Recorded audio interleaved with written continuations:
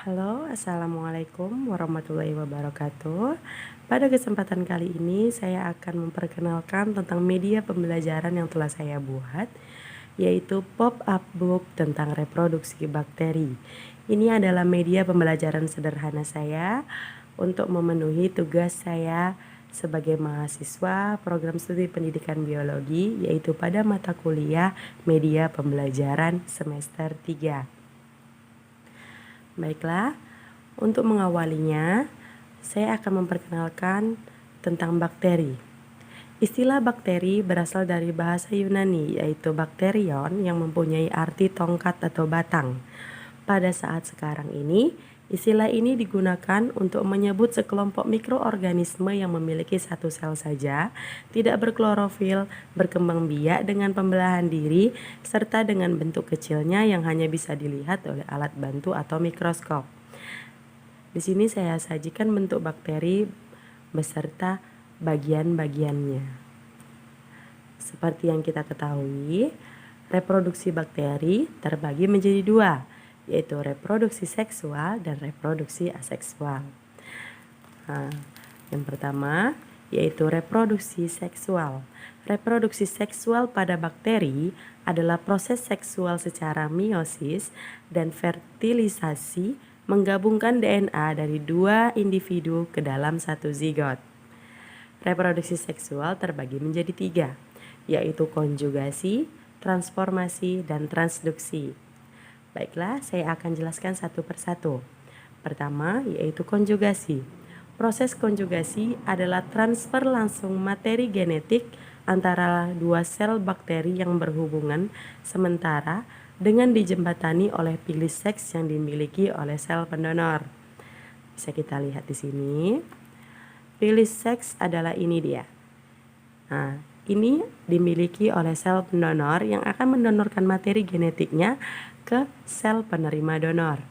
Nah, karena adanya jembatan, materi genetik dapat masuk ke dalam sel penerima donor sehingga terjadinya kombinasi materi genetik yang baru. Bisa kita lihat. Lalu pilih seks yang dimiliki oleh sel pendonor lepas dan tidak menyatu lagi dengan sel penerima donor. Lanjut, yaitu transformasi.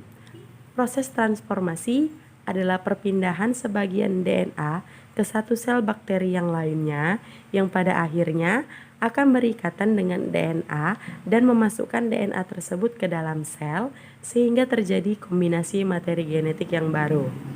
Bisa kita lihat, ini adalah sel pendonor yang akan mendonorkan sebagian DNA-nya ke sel penerima donor. Nah, ini adalah materi genetiknya yang akan masuk ke dalam sel penerima donor. Lalu terjadilah kombinasi materi genetik yang baru.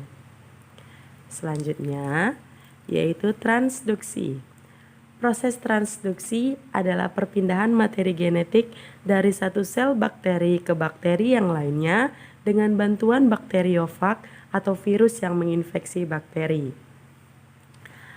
Meskipun kecil bisa nampak ya di sini ya. Ini adalah bakteriofag yang menginfeksi bakteri dan akan membawa materi genetiknya. Lihat, materi genetik dibawa oleh bakteriofag, lalu bakteriofag keluar dan menginfeksi sel baru lagi, sehingga materi genetik yang dibawa oleh bakteriofag berkombinasi dengan materi genetik yang ada di dalam sel penerima donor tersebut. Bisa kita lihat ya. Oke, selanjutnya yaitu reproduksi aseksual. Reproduksi aseksual pada bakteri pada umumnya berkembang biak dengan pembelahan biner. Dari satu sel membelah menjadi dua sel. Nah, reproduksi aseksual pada bakteri yaitu pembelahan biner. Bisa kita lihat di sini di gambarnya. Pembelahan ini dimulai dari proses replikasi DNA. Lihat, DNA bereplikasi menjadi dua DNA yang identik. Lalu diikuti dengan pembelahan sitoplasma.